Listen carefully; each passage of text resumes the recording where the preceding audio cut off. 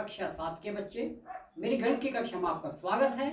गणित की कक्षा में आज हम पाठ ले रहे हैं परिमेय संख्या। परिमेय संख्या प्रारंभ करने से पहले हम ये बात करेंगे कि परिमेय संख्याओं की आवश्यकता क्यों पड़ी। लेकिन ये इस आवश्यकता को जानने से पहले हम संख्या पद्धति की कुछ बातों का पुनरावलोकन करेंगे। ये वह बातें हैं जो कक्षा 6 में आप लोग सीख चुके हैं, जिसमें पहली चीज है गणन संख्या या प्राकृत संख्या। इसके शब्द गणन संख्या से स्पष्ट है कि वो संख्या जो गिनती में प्रयोग होती है। यदि हमें किसी वस्तुओं की गिनती करनी है तो गिनती कहां से प्रारंभ होती है? एक से, क्योंकि हम कुछ गिनेंगे तो हम एक से शुरू करते हैं। तो गणन संख्या या प्राकृत संख्या होती है 1, 2, 3, 4 आदि। यह संख्याएं आगे को बढ़ती रहती हैं और ये कभी भी समाप्त नहीं होती है।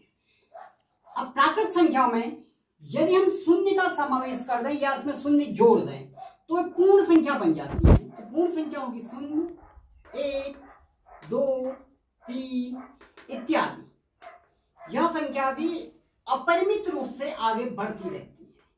अब पूर्ण संख्या के बाद एक चीज और आ जाती है जिसे हम कहते हैं पूर्णांक। पूर्णांक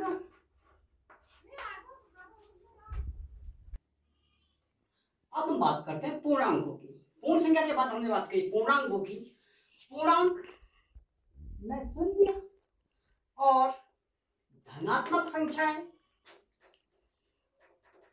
और साथ में ऋणात्मक संख्याएं भी सम्मिलित होती हैं। यह संख्या भी दोनों ओर को अपरिमित रूप से बढ़ती है, यानी ऋण 1, ऋण 2, ऋण 3, ऋण 4 करके ये अपरिमित रूप से बढ़ेगी। उसी प्रकार 1, 2, 3, 4 करके अपरिमित रूप से बढ़ेगी। इन संख्याओं को इसके बीच में शून्य है, शून्य के दाहिनी ओर यानी 1, 2, 3, 4 हम कहते हैं धनात्मक पूर्णांक, और शून्य के बाईं ओर यानी ऋण 1, ऋण 2, ऋण 3, ऋण 4 हम कहते हैं ऋणात्मक पूर्णांक। इसके बाद हम देखते हैं भिन्न।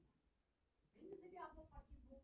भिन्न को अंश बटे हर के रूप में लिखा जाता है, जिसमें अंश या तो शून्य होगा या एक धनात्मक पूर्णांक, यानी अंश शून्य भी हो सकता है और एक धन संख्या होगी। धन संख्या 1, 2, 3, 4, 5, 6, 7, 8 कुछ भी हो सकता है, और इसका हर एक धनात्मक पूर्णांक होता है, यानी कि हर में से जो धन संख्या आएंगी और एक पूर्णांक और यह शून्य नहीं होगा।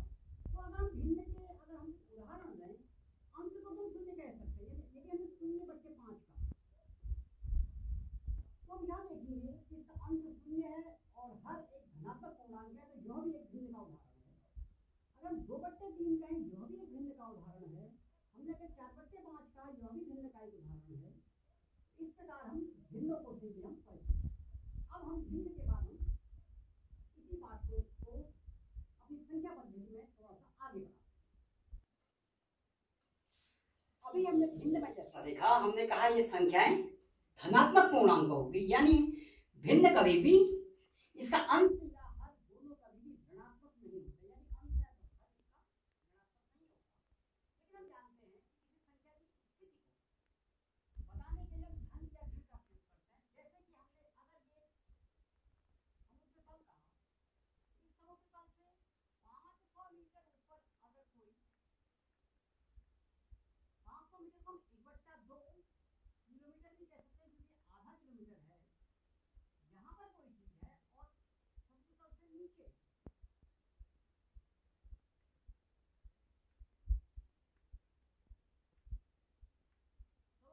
भी आधा किलोमीटर नीचे यदि कोई वस्तु स्थित है, तो हम ये जानते हैं इस ऊंचाई को हम यदि हमें धन 1/2 किलोमीटर कहें, तो समुद्र तल से नीचे यानी गहराई में इस दिशा के विपरीत दिशा में जा रहे हैं, तो सब ऋण में से हम निरूपित करें। तो हमारे पास एक ऐसी संख्या आ गई है जो ऋण 1/2।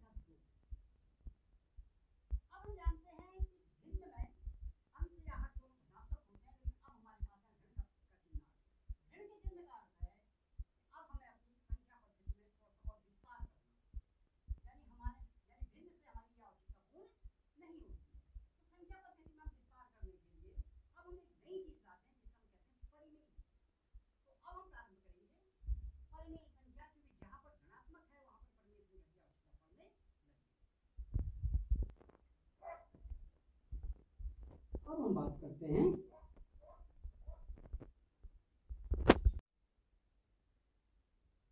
अब हमारे परिमेय संख्या को हम स्पष्ट कर सकते हैं। परिमेय संख्या होगी दो पूर्णांक p और q। यदि हमारे पास दो ऐसे पूर्णांक हैं जो p और q है। अब जब पूर्णांक कहते हैं तो पूर्णांक धन भी हो सकता है और ऋण भी हो सकता है।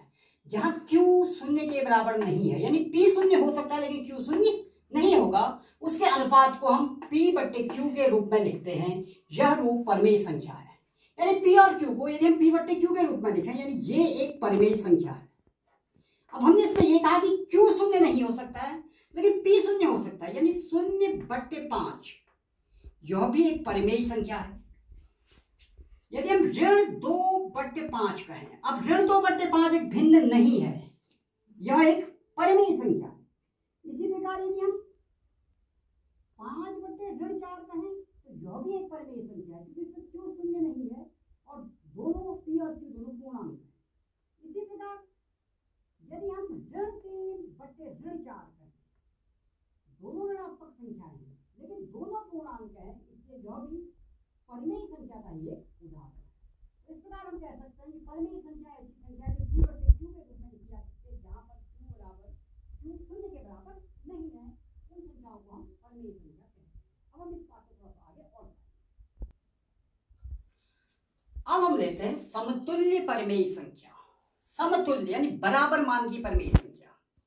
यदि इसमें किसी परिमेय संख्या को हम शून्य के अतिरिक्त किसी संख्या से गुणा करें या भाग दें, जैसे मान लीजिए हमारे पास 15/9 है, इससे हम शून्य के अतिरिक्त किसी संख्या से अंश और हर दोनों को गुणा करें या भाग दें। यदि हम 15 गुणा 2 करें तो हमें 9 गुणा 2 भी करना होगा, तो यह आएगा 30/18। अब हम कहेंगे 15/9 और 30/18 समतुल्य परिमेय संख्या है। इसी प्रकार हम इसको और आगे बढ़ाएं तो हम कह सकते हैं कि 15 गुणा 3/9 गुणा 3, यानी दोनों को हमने 3 से गुणा किया तो ये आएगा 45/27, यानी ये तीनों अब हमारे पास समतुल्य परिमेय संख्या है।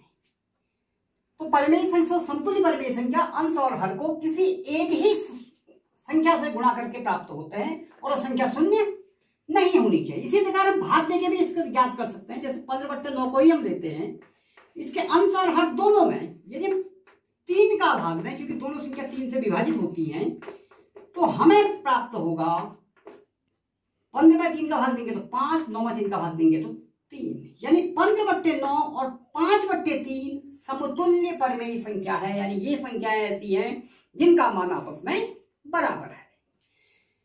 तो आज के लिए बस इतना ही। इस कार्य का अभ्यास आप स्वयं भी करेंगे और मेरा यह वीडियो देखने के लिए बहुत बहुत धन्यवाद।